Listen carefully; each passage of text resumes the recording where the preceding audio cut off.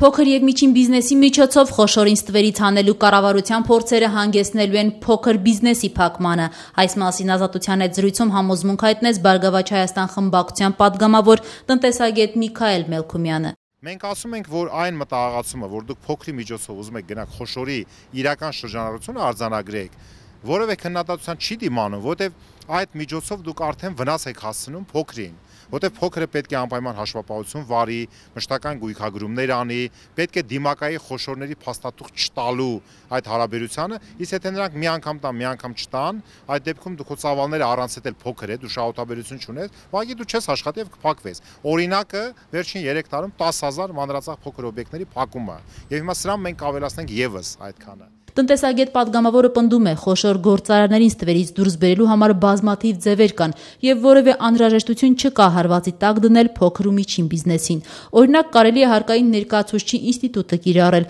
կամ օպերատիվ հետախուզական միջոցներ ձեռնարկել կամ պարզապես սահմանի վրա ճիշտ արձանագրել ներկրվող ապրանքի ծավալը։ Օրինակ, եթե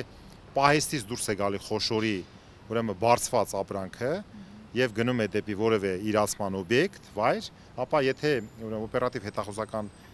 գործունեության մասին օրենքի համաձայն առանց փաստաթուղթ ճանապարհին արձանագրվում է, խոշոր տուգանք է միանշանակ այդ եղած ապրանքի, ասենք 50%-ի չափով, երկրորդ անգամ 100%-ի չափով, այսինքն բավականին գործիքներ կան, կամ ով խանգարում սահմանի վրա ճիշտ արձանագրի ծավալը, որևէ խնդիր չի։ Այդ հարցը պետք է ուղղել համապատասխան կառույցներին։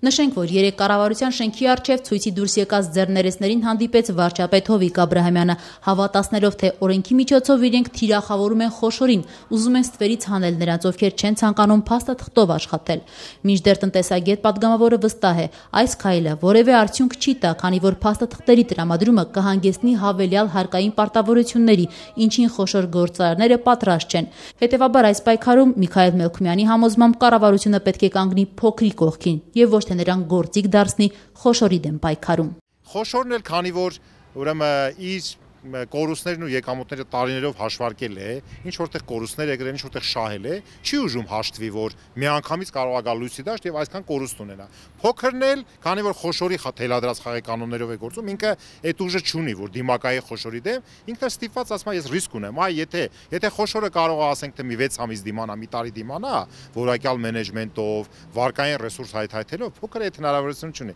Փոքրը եթե 2-3 ամիս չստացավ այդ ապրանքը, ինքը փակվելու է։ Եվ այս պայմաններում, երբ որ կան անհավասար պայմաններ խոշորի եւ փոքրի, պետությունը պետք է կանգնի փոքրի կողքը,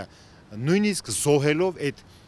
ամբողջական իրավական դաշտում գործելու իր պահանջը, հանուն փոքրի գոյության։ Նշենք, որ այս տարվա հունիսին շրջանառության հարկի մասին օրենքում կատարված փոփոխությանը Բարգավաճ Հայաստանը առաջին ընթերցման ժամանակ կողմ էր քվեարկել, այդ կերպ աջակցելով շրջանառության հարկի 3.5-ից 1%-ի իջեցմանը։ Սակայն ԲՀԿ-ական падգամավորը ընդգծում է, թե ինքն անձամբ մի քանի անգամ ելույթ է ունեցել պնդելով, որ ապրանքների ձեռքբերման համար անհրաժեշտ փաստաթղթերի պահանջը պետք է հանվի կամ մեղմացվի։ Եվ քանի որ կառավարությունը հարցին լուծում չի տվել, երկրորդ ընթերցման ժամանակ ԲՀԿ-ն չի մասնակցել քվեարկությանը։ Այժմ խորհրդարանում մեծությամբ երկրորդ ուժը առաջարկում է խնդրին լուծում տալու համար անորոշ ժամկետով փոքր ու միջին բիզնեսին հարկային ստուգումների չենթարկել, բացառությամբ խիստ ռիսկային դեպքերի։ ԲՀԿ-ն նախատեսում է փոքր եւ միջին բիզնեսի ներկայացուցիչների հետ աշխատանքային խումբ ստեղծել եւ առաջիկայում խնդրին լուծում տալու համար օրենսդրական փոփոխությամբ հանդես գալ։